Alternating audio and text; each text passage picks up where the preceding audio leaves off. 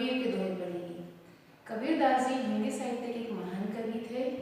उनका पालन पोषण जुलाहा दंपति नीरू और नीमा ने किया था। कबीरदास जी पढ़े लिखे नहीं थे, किंतु वे समाज में जो विभिन्न प्रकार की बुराइयां, कुरीतियां और आडंबर थे उनका वो विरोध करते थे और अपने उपदेशों के द्वारा उन्होंने भारतीय समाज का बहुत अधिक उपकार किया है। गुरु गोविंद दोनों खड़े काके लागू पाए, बलिहारी गुरु आपने गोविंद दियो बताए। इस दोहे के माध्यम से कबीरदास जी ने गुरु के महत्व को स्पष्ट किया है। कबीरदास जी कहते हैं कि गुरु और गोविंद अर्थात भगवान मेरे सामने खड़े हैं और इन दोनों में से मैं पहले किसके पैर छूऊं, किसके चरण स्पर्श करूं, ये मुझे समझ नहीं आ रहा है।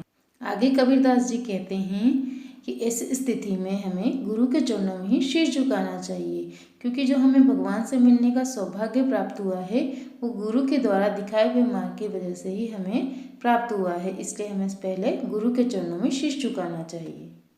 अगला दोहा है, ऐसी बानी बोलिए मन का आपा खोए, औरन को शीतल करे आपहु शीतल होए। इस दोहे में कबीरदास जी ने वाणी में मधुरता का होना आवश्यक है ये बताया है। कबीरदास जी कहते हैं कि मन के अहंकार को मिटाकर हमें ऐसे मीठे और नम्र वचन बोलने चाहिए जिससे दूसरे लोग सुखी हों और हम स्वयं भी सुखी हों। अगला दोहा है, काल करे सो आज कर, आज करे सो अब, पल में प्रलय होएगी, बहुरी करेगो कब। इस दोहे के माध्यम से कबीरदास जी ने समय के महत्व को बताया है।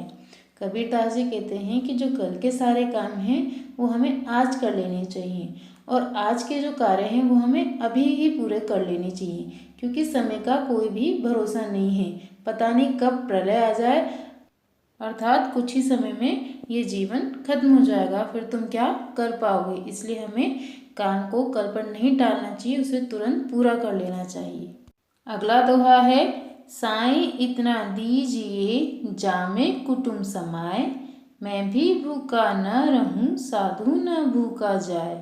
कबीरदास जी कहते हैं कि हे परमात्मा, आप मुझे इतना अन्न और धन देना जिससे कि मेरा और मेरे परिवार का गुजारा हो पाए और इसके साथ ही मेरे घर में जो मेहमान या कोई साधु आए मैं उसका भी पेट भर सकूं, उसे भी भोजन करा सकूं।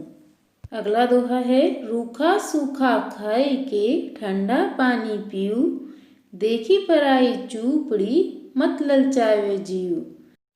कबीरदास जी कहते हैं कि रूखा सूखा हमारे पास जैसा भी खाना ईश्वर ने दिया है उसे खाकर पानी पीकर हमें खुश रहना चाहिए। दूसरों की चुपड़ी हुई रोटी देखकर अर्थात उनके अच्छे भोजन को देखकर हमें लालच नहीं करना चाहिए। दया कबहु न छाड़िए तू क्यों निर्दय होए, साईं के सब जीव है कीटी कुंजर दोए।